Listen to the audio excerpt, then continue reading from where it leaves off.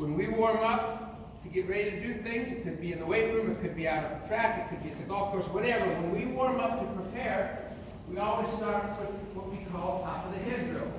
And these aren't anything new. These have been around many, many, many years. But again, it's in the context of how they're done.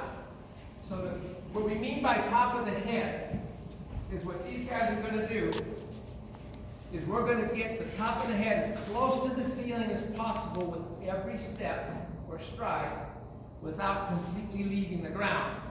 So what that means is, like the first one's called knee grab. So I'm going to grab my knee, and as I do that, again, I'm trying to get the top of the head as close to the ground or close to the ceiling as possible. So everything except my toe is off the ground because we're not going to jump. We're just going to get maximum extension out of one hip and maximum flexion out of the other.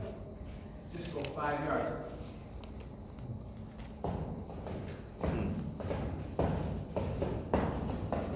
Good. Excellent.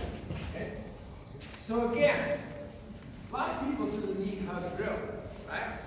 I watch it in every warm-up, and again, it doesn't matter if I'm at a high school track meet or at the world championships that we had in Eugene.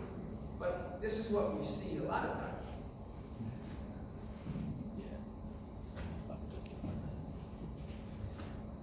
So yeah, I'm getting a little bit of a stretch on my hips with that version of it. But with this version of it, you notice not only were they trying to do the top of the head part right, but how do they come back down? They attack. It's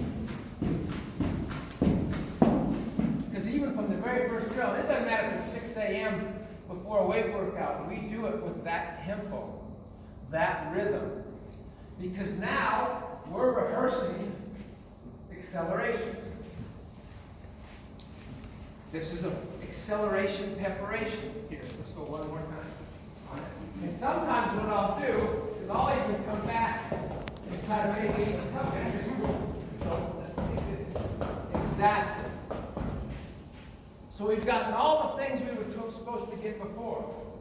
We're getting the so-called muscles loosened up. Really never understood that part either because I'm getting maximum flexion, I'm tugging that knee and getting it up there. I'm keeping the toe up like we want in terms of preparation for the ground, and I'm getting my hips to move forward. And so, just from that first drill right there, we're getting more done in terms of rehearsing for the opera, so to speak. From there, okay? The next top of the head drill is what we call frog style, or frog. And I'll show you as I'm facing you, and then you can see how they do it there. It's the same concept. Yep, okay, good, yes. So, and you can see the pictures there. It's the same concept, but now, instead of tugging the knee to the chest, I'm bringing it out and trying to touch my ear with it. So I'm here still, toe is up, knee is driving, posture is the same. And for the hurdlers, this is like, okay, I got to keep my shoulders square just like approaching the hurdle. Give it a show on the frog side.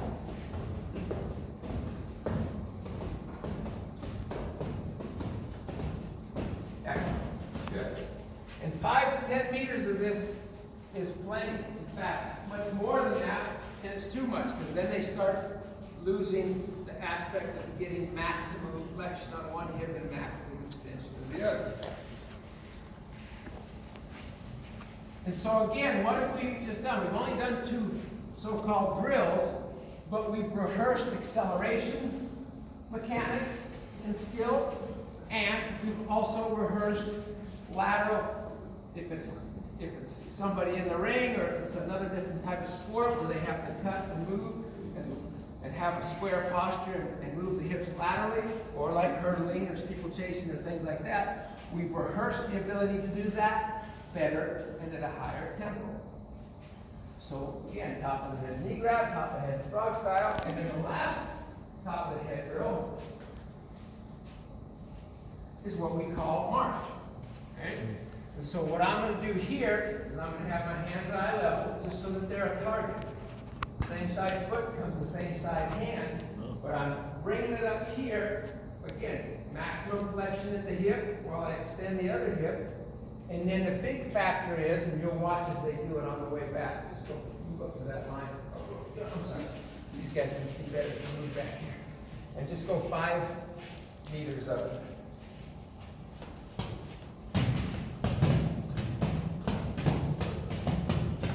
Excellent. So now we've rehearsed like in top speed, like when we get up and we're in more high velocity sprint mechanics, we've rehearsed this ability to whip from the hip and get the foot back down underneath.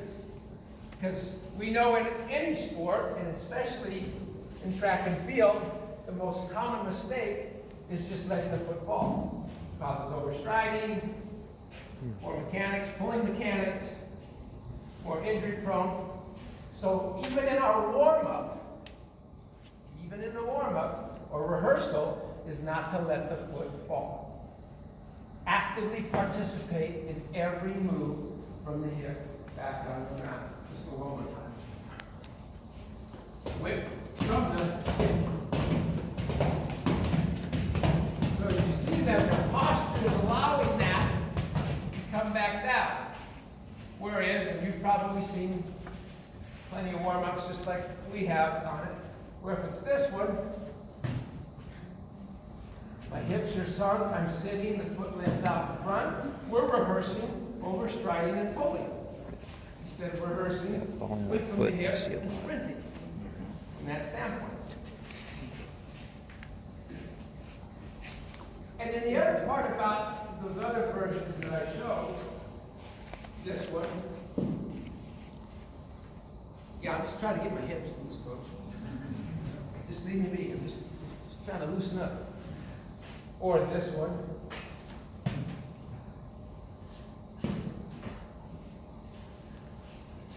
Is when out there on the track or on the field or where, when out there is not every step a countable step. So with this, every step is a sprint step. Every step is an acceleration step. Every step rehearses what the next step's going to be, just like out there. So then we transition a little bit. Okay? This whole postural hinge and hip. We start out by lunging.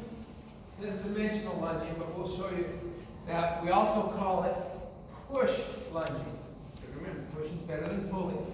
You're trying to get your hips down the track, or down the court, or down the field, across the ring, those kinds of things. Pushing is better than pulling. So what they're going to do is they're going to keep a good, upright, tall posture. That dictates, and that's also the reason we call it a push lunge. They're going to land the foot full. They're going to drop the knee and barely touch the ground, or gently touch the ground, and that's forcing them to use their posture instead of just sinking. And then once they touch that knee gently, they're going to push out. Push out. Go ahead. Just do about 4 steps. Push and drive out. Push and drive out. Excellent. Okay. That's the first way.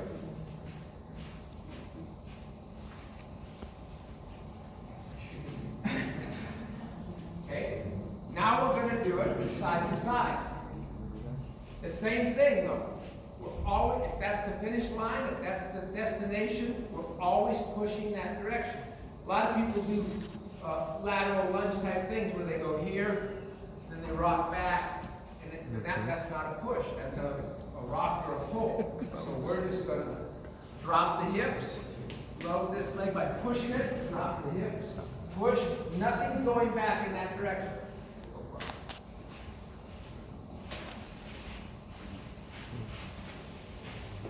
Excellent. Okay, so we went forward, we went side to side. Now we're going to go back. Same concept. Back knee gently touches the ground. It forces me to hold my posture, and then I push out of it. I push out of it. So we're hinging at the hip, we're extending at the hip, and then we're whipping through the hip right there. Excellent. And then the last one, I'm going to challenge you guys a little bit. I want one of you to stand here. One of you to stand over here. And one of you to stand over here. Sometimes we'll just do it that way. We'll do 4 to 6 steps lunging forward, 4 to 6 lunges side to